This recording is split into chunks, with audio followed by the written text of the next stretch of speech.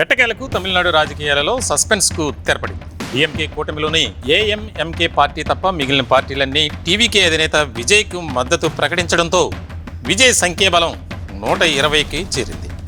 DMK కూటమిలోని కాంగ్రెస్కు 5 సీట్లు, ఐయుఎంఎల్కు 2 సీట్లు, సిపిఐకి 2 సీట్లు, సిపిఎంకు 2 సీట్లు, వీసీకేకు 2 సీట్లున్నాయి. ఈ పార్టీలన్నీ విజయ్కు మద్దతు ఇవ్వడంతో విజయ్ సీఎంగా ప్రమాణ స్వీకారం చేయనున్నారు. ఈ చిత్రం ఏమిటంటే డిఎంకే కూటమిలోని ఈ పార్టీలు విజయ్కు మద్దతు ఇచ్చినప్పటికీ డిఎంకే కూటమిలోనే ఉంటామని తేల్చి చెప్పడం విశేషం. అంటే డిఎంకే అధినేత స్టాలిన్ని వదిలి రాబోమని కరాఖండిగా తేల్చి చెప్పినట్లే. దీంతో సీఎం సీట్లో విజయ్ కూర్చున్నప్పటికీ ఆయనకు మద్దతు ఇచ్చిన ఈ 5 పార్టీలు చెప్పినట్లే విజయ్ నడుచుకోవాల్సి ఉంటుంది.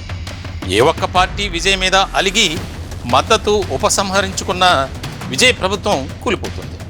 రాజకీయంగా అంతంత అనుభవం మాత్రమే ఉన్న విజయ్ మీద కుటుంబ వారసత్వ రాజకీయాలలో తలపండిన స్టాలిన్ పై చెయ్యి సాధించారనడంలో ఎలాంటి సందేహం లేదు.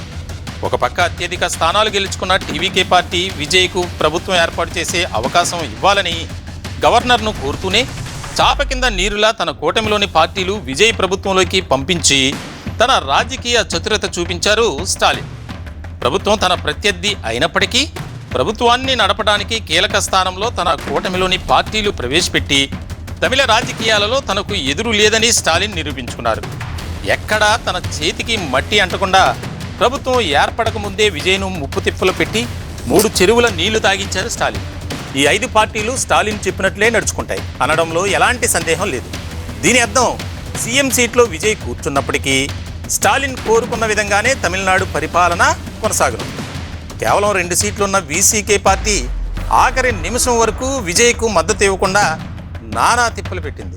చివరకు ఒక ఎమ్మెల్యేకు ఉప ముఖ్యమంత్రి పదవి, మరో ఎమ్మెల్యేకు మంత్రి పదవి ఇచ్చి విజయ్ రాజీనామా చేసిన తిరుచి ఈస్ట్ సీటును కూడా తమ పార్టీకే కేటాయించాలని, తమ పార్టీ అధినేత తిరుమావలవన్ కుటుంబంలో ఒకరికి క్యాబినెట్ ర్యాంక్ ఉన్న నామినేటెడ్ పోస్ట్ ఇవ్వాలని షరతులు విధించగా గత్యంతరం లేని పరిస్థితుల్లో విజయ్ దానికి ఒప్పుకోవాల్సి వచ్చింది. విజయ్ సీఎంగా ప్రమాణ స్వీకారం చేయడానికి ముందే ఇన్ని షరతులు పెట్టిన పార్టీలు రేపు పరిపాలన కూడా తమ ఇష్టం వచ్చినట్లుగానే జరగాలని డిమాండ్ చేస్తాయి. వారు చెప్పిన విధంగా తమిళనాడు ప్రభుత్వాన్ని నడపడం తప్ప విజయ్కు మరో దారి లేదు.